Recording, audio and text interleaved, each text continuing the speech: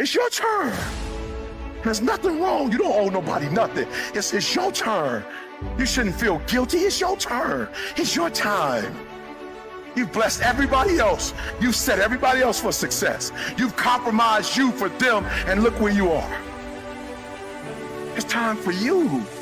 And don't you know that the best thing you could do for them is to be the best version of you? Don't you understand that? That you're not helping them by not being the best version of you? The only way you really gonna bless them is to be the best you can be. So many people are waiting. You're waiting for things to be perfect. You're waiting for everyone to get themselves together. You're waiting for someone to invite you into the room. You're waiting for someone to give you a seat at the table. You're waiting for someone to validate your gift. You're waiting for someone to call your name. You're waiting for someone to give you the opportunity. You're waiting for everything to line up. You're waiting for all the situations to come together perfectly. And I'm telling you, you cannot wait. You got to start working right now. Depression is not waiting for you to get it together. Poverty's not waiting. Poverty's not waiting for the perfect moment, for the convenient time to get on you. No. Poverty will just roll up on you and disrupt your entire life. Fear's not waiting. Stress is not waiting. Your bills are not waiting. And if fear is not going to wait to attack you, then you can't wait to attack it. Some of you have a problem, like you the old standard car, right? The new cars are automatic. They got the automatic starter. You just hit the button, like you don't even do the key no more. You just push the button and it starts on its own. Unfortunately, we weren't made just to start on our own. You gotta find your why, and your why is what's gonna start you.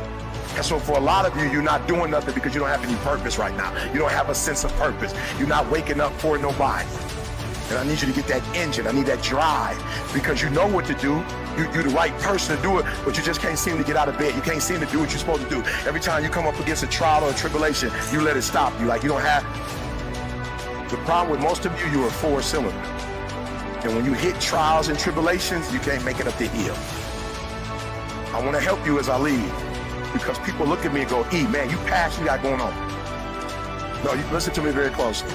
The reason why you got to be the best in the world, because they treat you differently with you guys. The reason why you have to be your best version, because if you're not your best version, they treat you differently.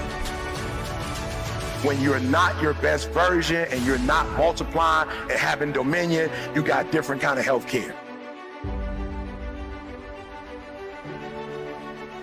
Look, my wife, okay, so we go to the hospital. I know something wrong, because we sit in the room and it takes 40 minutes for them to come in. So I'm like, okay, usually it take a long time because they're trying to think of, like, how are we gonna break the news to? So they cut the lights off. We got a screen like this. They show her brain, the image of her brain, and they take the little laser boy and put it up on the, and when I look at it, you see like 7 little spots on her brain. So I ain't no doctor. I tell you, I got a GED. I ain't brilliant, but I ain't dumb. I know those spots ain't supposed to be there. So I'm talking to the doctor, and she, they going roundabout. I'm like, look, man, just, what I'm saying, just keep it 100. What is this? She's like, well, we don't know if it's cancerous, but we believe that it's MS, it's multiple sclerosis. And I was like, all right, what is that? You know what I'm saying? I don't know what that is. Like, what is it? Is she gonna die? That's the first thing. In real, like, you don't know. Like, that's the first thing. I'm like, is she gonna die? It's like, no, it's chronic. She's gonna live with it forever. I'm like, what? Well, she is here, but if it get on her spine, and she's not gonna be able to walk. She could possibly not see. Like, we going over all her. I'm like, all right, bet. We leave the hospital. My wife is looking at me in the hospital. My girl don't cry. The doctor asked her, like, yo, you straight? My wife, she don't move. The doctor's like, okay, good. Now, you're gonna have to take off work for about 3 or 4 months. We're gonna have to do some testing. And my girl start a tear drop. The doctor was like, whoa, I just told you had MS, you didn't cry. I just told you have to take off work. You crying. You didn't have insurance? She's like, yeah, we got insurance, but my wife's job is like her identity. So we get home, we sit down and talk. I call Moni like she got MS, Moni. I know about MS because her best friend in college got it, and she in a wheelchair, one of her arms, she has a little slurred. So I'm like, all right, it's showtime. My wife ain't there yet, so let me find out what to do. I started doing all my homework. Homework says the only thing that they know causes is stress. So I might have been like the number 10 motivational speaker at that time. Number 5, your boy going to hyperdrive. I started studying. My wife going to work again. She coming home stressed out. I'm like, oh, that's not gonna work. You gonna have to quit. She's like, well, I don't mind quit, but do you got enough money? Like, you got enough money for me to quit? I'm like, you know I got enough money. She's like, no, I'm not talking about for the year or two. I'm talking about for the next 30 years.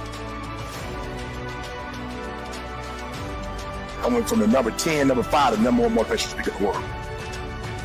Oh, you're not hearing what I'm saying? I started getting on stage and realizing, like, yo, people's like, yo, E, why you what? You just went to a whole other level. I'm not speaking no more to entertain. I'm not speaking to help people. I'm speaking so my girl never have to go back to work again. I'm speaking so that the MS don't kill her. I got a different drive. I got a different why. I got to make this $1.8 million so my girl can quit for the rest of her life. I'm taking all gigs. Let's go, let's go, let's go.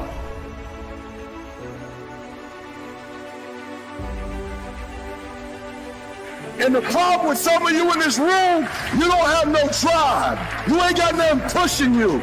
You ain't got no reason for waking up in the morning. You ain't got no reason for pushing past that pain. You have no reason. You better find one before you get out of here today. I gotta get into San Diego. I could take some shortcuts, but you don't take shortcuts for the person who was there with you when you were homeless. You don't take shortcuts for the person that was hiding you in their mama's house and feeding you in the winter months because she didn't want you out in the cold. You don't take shortcuts for the person that made you go to college. You don't take shortcuts for the person that was able to get the first house in her name because your credit was shot. You don't take the shortcut with somebody that had your 2 kids and was on the hospital bed, could have died having your baby. You don't take a shortcut for people you love. You rise to the level and do what you got to do. You better go inside. You still looking outside for the stuff that's already inside. You still looking for someone to save you when you already your superhero. You looking for some information from somebody when you already got what you need in your head. It's just time for you to get up and be the best version of you. I can means I have the ability to do it. I got what it takes. I have the ability to do it. I got what it takes to get a PhD. No, I'm not. I'm academically, I'm not there. I'm not, but I am average skilled, but I'm phenomenally willed. I got what it takes. I got average skill, but I got phenomenal will. I can. I have the ability to do it. I will. Somebody count on me. I will. I have the willpower to make it happen. I must. My wife needs me. I must. My son needs me. I must. My daughter needs me. I didn't do what my father did and drop out, and then I dropped out. I didn't do what my grandfather did, drop out, and then I dropped out.